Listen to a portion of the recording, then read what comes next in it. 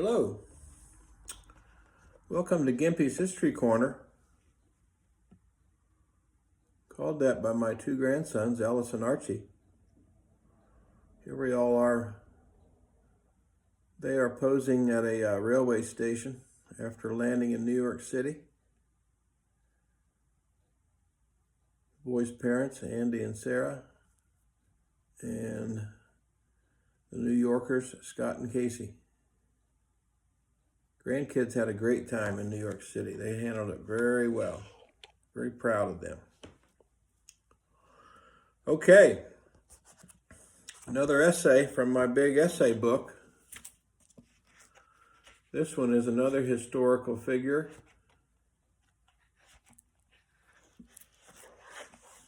Jane Addams. The Devil Baby at Hull House is the name of her essay. Jane Addams with two D's, A-D-D-A-M-S. All right, The Devil Baby at Hull House is an essay recounting a popular urban legend that a baby with horns, hooves, and supernatural powers was born to a woman in Chicago as punishment for her husband's blasphemy or cruelty. Addams interprets a myth as a symbolic outlet for women's suffering, especially those trapped in abusive marriages or oppressive cultural norms. So who was Jane Addams? Let's do a little quick research on her. Laura Jane Addams was born in 1860 in Cedarville, Illinois, into a prosperous and politically active family. Her father was John H.U.Y. Adams Hoy.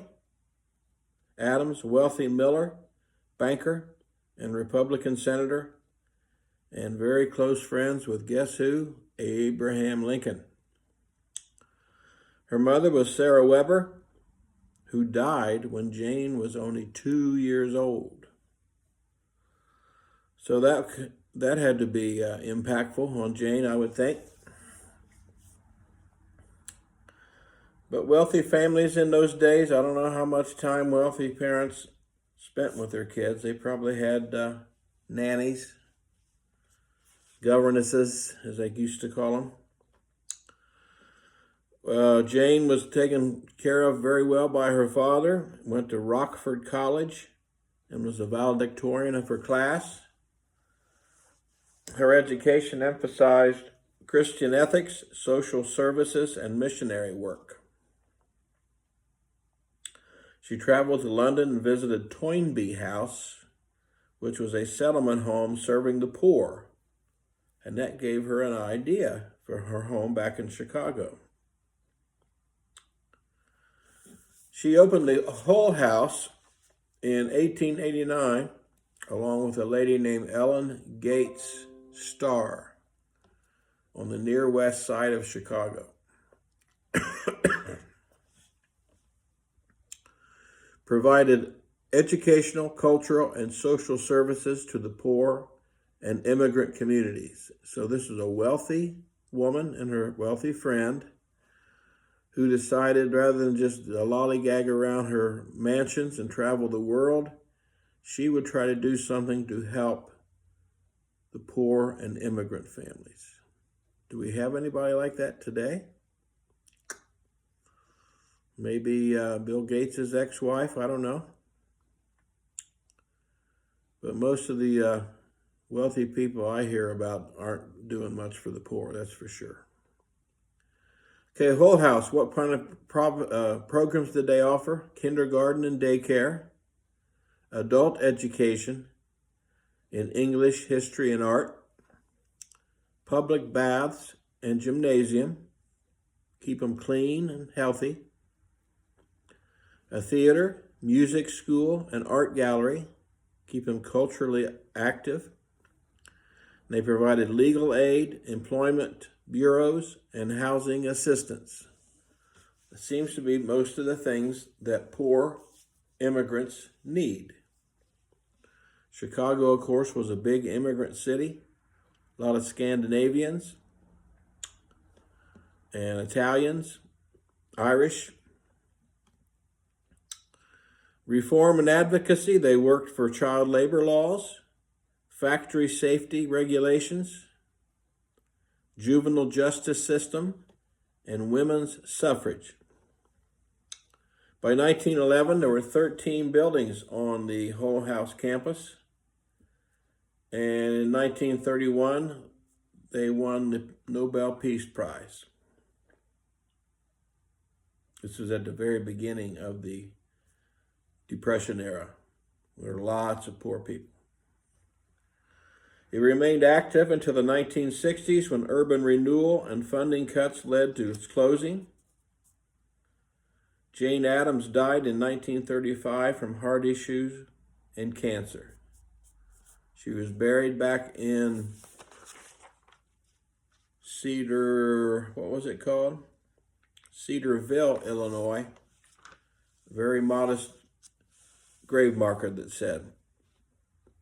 So here's a rich woman raised by her father after her mother died and decided to make an impact on society to help poor people